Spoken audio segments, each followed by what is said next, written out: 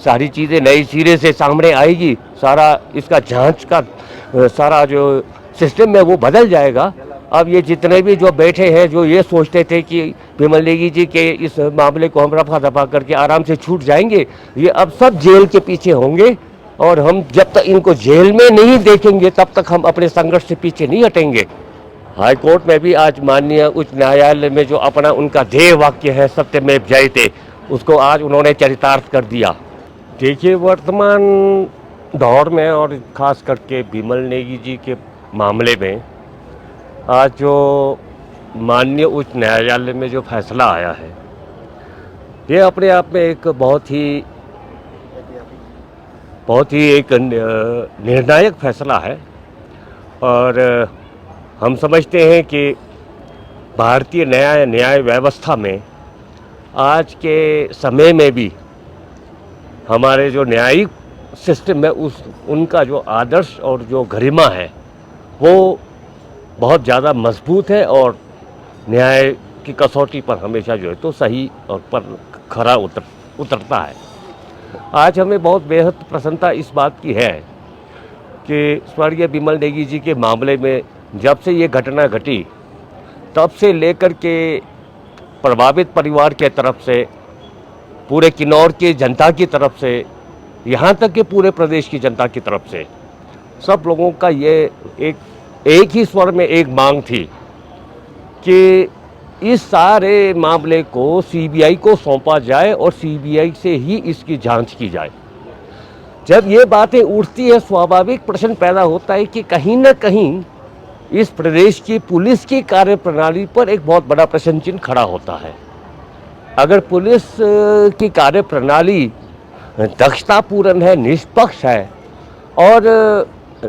सही को सही और गलत को गलत कहने की क्षमता से आगे बढ़ती है, तो लोगों को सीबीआई के लिए मांग करने की आवश्यकता क्यों होती है। तो आज के समय में जब सारे शिक्षित समाज में लोग रहते हैं, 21वीं शताब्दी में हम पहुँचे हैं और आज इतना बड़ा एक वैज्ञानिक विकास का एक बहुत बड़ा मॉडल लोगों के सामने है, एक चीज़ को लोग समझते हैं, जानते हैं, तो ये जो पुलिस की कार्यप्रणाली पर सवालिया निशान जो लग रहा है, ये अपने आप में बड़ा संगीन विषय है। और ख़ास करके अब अभी जो हमने देखा इस मामले में, जब प्रदेश सरकार ने एसआईटी का गठन किया, अब एक तो एडिशनल चीफ सेक्रेटरी ओंकार शर्मा जी की अध्यक्षता में कमेटी बनी और उन्होंने बिल्कुल दूध का दूध और पानी का पानी ला करके सामने रखा है। और सरकार में रहते हुए और सरकार के कहीं ना कहीं किसी न किसी रूप में सरकार में दबाव रहता है सरकारी कर्मचारियों का, सरकारी अधिकारियों को, लेकिन उस दबाव के आगे भी नहीं झुकना लोकतंत्र के अंदर एक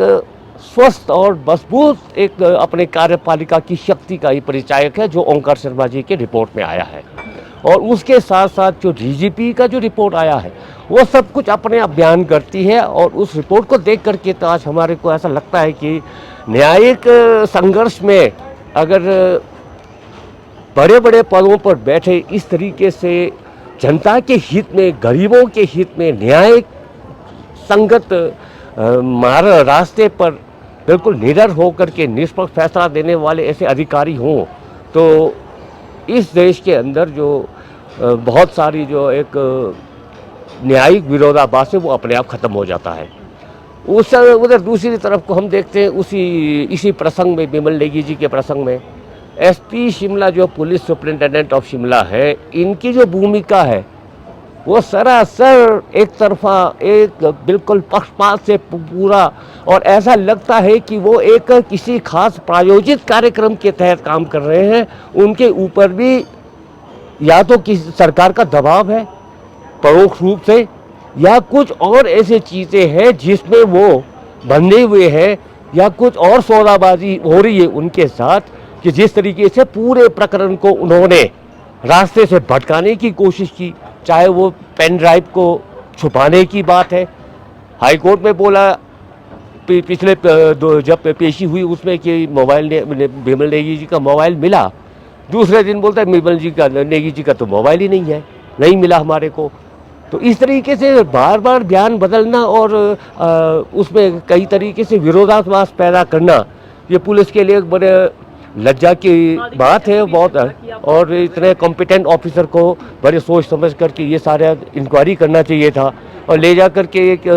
अपने से छोटे किसी कर्मचारी को भेज करके वहाँ से पेन ड्राइव को उठा करके लाया, उनकी बिमल नेगी की जेब से निकाल करके, और उसको सारा फॉर्मेट कर दिया, उसमें सारे रिकॉर्ड्स को उन्होंने एविडेंस को ख़त्म कर दिया। इस तरीके से मोबाइल के साथ भी इन्होंने बहुत बड़ी छेड़छाड़ की होगी, और बहुत सारे डॉक्यूमेंट्स भी बिमल नेगी जी के डेड बॉडी के साथ उनके जेब में, उनके कपड़े में, पैंट या कोट के जेब में हो सकता है, वो सब चीज़ें इन्होंने छुपाया है। देखिए, कोर्ट में तो उन्होंने कहा कि वो एक ईमानदार अफसर हैं, आपको उनकी ईमानदारी पर शक क्यों? किसने कहा कोर्ट में ईमानदार? एसपी ने। अच्छा, ईमानदार ऑफिसर की एसपी को?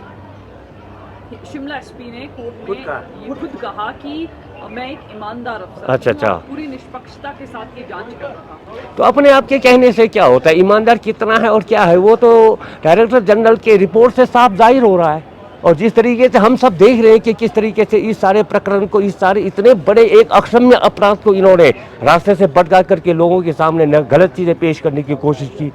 ये तो अपने आप में एक बहुत बड़ी एक साजिश है, और ये साजिश करने में ये लोग शामिल हैं। अब मामला सीबीआई में आ गया है, अब तो सारी चीज़ें नई सिरे से सामने आएगी, सारा इसका जांच का सारा जो सिस्टम है वो बदल जाएगा। अब ये जितने भी जो बैठे हैं, जो ये सोचते थे कि बिमल नेगी जी के इस मामले को हम रफा दफा करके आराम से छूट जाएंगे, ये अब सब जेल के पीछे होंगे, और हम जब तक इनको जेल में नहीं देखेंगे तब तक हम अपने संघर्ष से पीछे नहीं हटेंगे। वो पराजित नहीं होता, वो सच्चाई आज सामने आ गई है। हाई कोर्ट में भी आज माननीय उच्च न्यायालय में जो अपना उनका ध्येय वाक्य है सत्यमेव जयते, उसको आज उन्होंने चरितार्थ कर दिया।